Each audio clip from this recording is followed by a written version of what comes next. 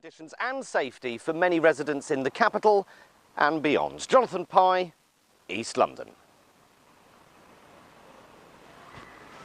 Jesus, what a shithole.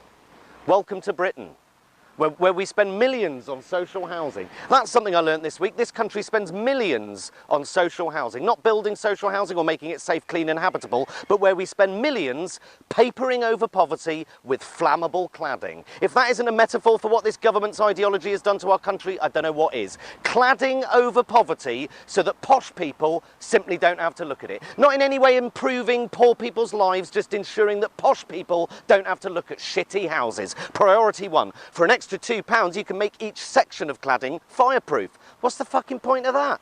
Says it all, doesn't it? Cladding over poverty, a veneer of compassion, a dangerous, substandard, least amount of hassle possible facade to ensure the rich don't have to acknowledge the existence or realities of being poor. We don't need to make social housing better, we just need to make it look better, because then property prices in the area will increase, and that is good for our economy, which is good for everyone, but mainly good for people in nice houses. You can just imagine these fuckers, can't you? There's been a massive fire in Kensington. My God, is the Duchess all right? Don't worry, she's fine, although her cleaner's dead. But the Duchess is fine. I mean, cleaners are 2 a penny these days, aren't they?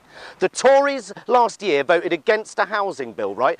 This bill, it wasn't asking much. It wasn't attempting to turn Buckingham Palace into temporary housing for sex offenders. It was suggesting that private landlords have a legal obligation to ensure their properties are fit for human habitation. What sort of fucker votes against that? I wonder how many of the 70 Tory MPs who are also private landlords voted against that, including David Cameron. I'll give you a clue, it was all of them.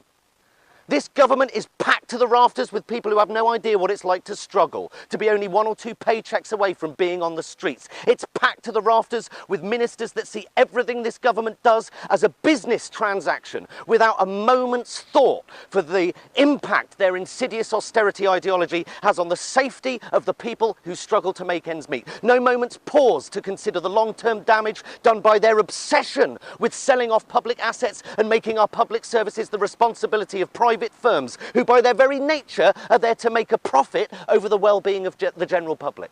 The Tories' only social housing policy appears to be taxing poor people's unused bedrooms. Never occurred to them to increase taxes for Russian oligarchs buying their 5th uninhabited home. Well, much of our economy relies on Russian oligarchs and foreign property investors. Well, it's not much of a fucking economy then, is it? When it only works for wealthy property investors and not your most vulnerable citizens who are literally left to burn. Tim, I'm not blaming the government for this horrific disaster. You know, you're not going to find CCTV footage of Theresa May wandering round brandishing a box of Swan Vestas, right? But I'd be amazed if cuts and the ideology of austerity hasn't in some way contributed to this. Once again, it boils down to the divide between the haves and the have-nots. I presume the 370 million you're about to spend on Buckingham Palace includes a sprinkler system, right? Just asking. Yep. Well, I've been talking to residents here in the Wellsprings estate in East London about their experience of living in social housing in modern Britain.